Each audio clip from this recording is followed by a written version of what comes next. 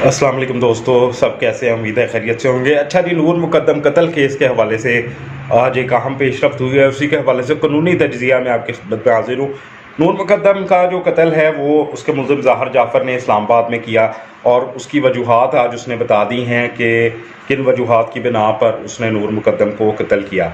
उसके ख़्याल में उसकी बीवी नूर मुकद्दम जो थी वो अपने शोहर के साथ चीटिंग कर रही थी और जिसका उसको पता चल गया था और उसी के हवाले से वो उसको वॉच आउट करता रहा कुछ अर्सा और कोई तकरीबन 4-5-6 माह तक उसको वॉच आउट करता रहा और अपना गुस्सा और अपना जो अंदर उसके रिवेंज था, रिटेलिएशन की जो ख्वाहिशात थी वो उनको जो है वो ऑब्ज़र्व करता रहा। कानूनी तज्ज़िया में आपको बताने का मकसद ये होता है कि जो केसेस हम रोज़मर्रा की बुनियादों पर अदालतों में देखते हैं उन्हीं के पैराए में कोशिश करते हैं कि आपके साथ जो डिस्कशन है उसको जारी रखा जाए ताकि आम आवाम जो है उसके इल्म में भी कानूनी मुहरक़ात और नुक्ताजात का जो शऊर है वो बेदार हो सके। और ये दिलचस्प तबसरा स्पेशल आप ही के लिए लेके आया जाता है।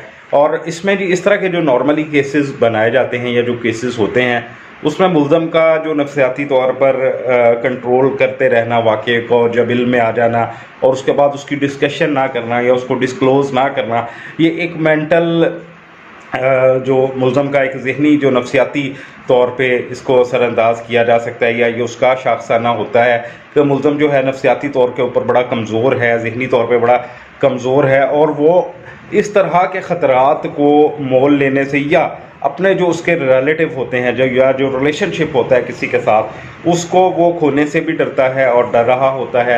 एक तो ये वजह भी होती है और दूसरा ये कि दूसरी मुल्ज़म की जो ज़हनी कैफियत होती है वो गुस्सा और तशद्दुद पसंदी जो है का आंसर जो है वो उसके जो शख्सियत में है जो पाया जा रहा होता है, जिसकी वजह से इस तरह के मामलात जो हैं वो सामने आते हैं या इस तरह के वाक़यात का जो शाखसाना बनते हैं।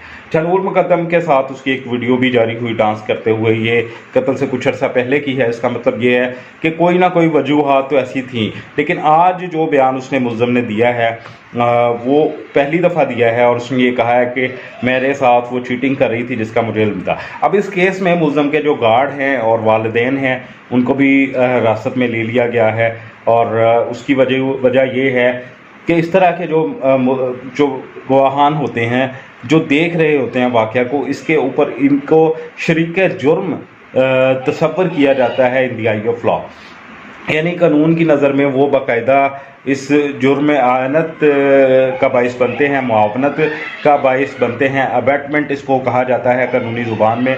और वो अबैटेड जो मुल्ज़िम होते हैं वो भी शरीक जुर्म ही कहलाते हैं। उनको वो सज़ा जो है उम्र कैद या फांसी की सज़ा तो शायद ना दी जा सकती है, लेकिन अगर उनका केस अच्छे तरीके से प्लीड किया जाए और उनको एक अच्छा वकील मुहैया हो जाए या मिल जाए तो उनकी सज़ा जो है वो उसमें कमी की जा सकती है। 7 साल से 10 साल तक की सज़ा उनकी रह जाती है। या फिर अगर ये साबित कर दिया जाए कि ये उनके ऊपर प्रेशर था, इस तरह के केसेस में जो वकला हज़रात प्ली लेंगे वो ये लेंगे कि जो मुल्ज़म के वालिदैन थे उनका इस कत्ल से कोई ताल्लुक़ नहीं है और उन्होंने इस कत्ल की मज़म्मत की है। जो वाक़या हुआ है, जो उन्होंने देखा है या जो वो देख रहे थे, तो उस वाक़े के बाद उन्होंने फ़ौरी तौर पे क्यों इत्तला ना की, उसकी वजह पे उनका ज़हनी प्रेशर या इस तरह की जो सिचुएशन है उसमें उनके जो नफ्सियाती तौर पर जो सोचने समझने की सलाहियत है वो सल्ब हो जाती है। या वो ये अपने बयान में कह सकते हैं कि हमारी इस तरह के तशद्दुद को देखकर या बेटे और बहू का लड़ाई झगड़ा देखकर सोचने की जो कुव्वत थी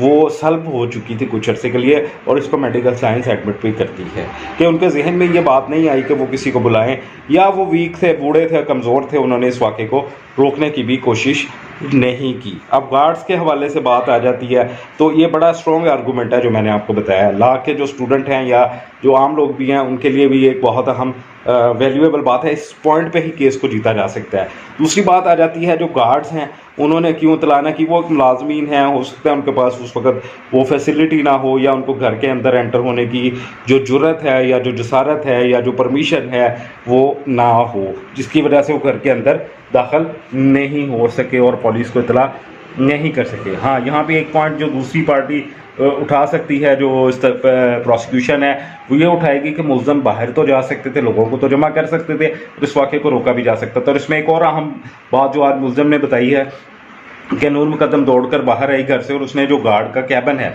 उसमें खुद को बंद कर लिया, जिसमें से उसको निकाला और फिर उसका सर ज़मीन पर पटका और चेक किया। जो सीसीटीवी फुटेज आज सामने आई है कि वो मर गई है या ज़िंदा है।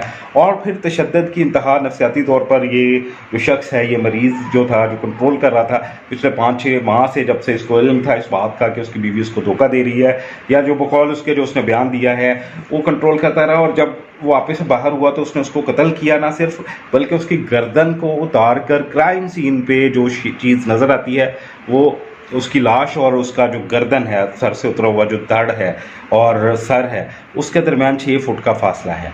यानी वो जो मेडिकल उसका आया है, जो उसकी वो रिपोर्ट आई है, वो ये है कि उसमें पोस्टमार्टम रिपोर्ट में ये बात साबित हुई है कि 2.5 से 3 घंटे इस लड़की को तशद्दुद का निशाना बनाया गया और उसके बाद फिर इसको कत्ल किया गया। तो ये अफसोसनाक वाक़या के साथ कानूनी तज्ज़िया में कानूनी बातों के साथ आपके सामने हाजिर था। और अपना बहुत सारा ख्याल रखें। कानूनी बंदा चैनल को सब्सक्राइब जरूर करें और दोस्तों के साथ भी शेयर करें। अपना बहुत सारा ख्याल रखें। मुबीन जाफर भट्टी एडवोकेट है कि उनको इजाज़त दीजिए। अल्लाह हाफ़िज़।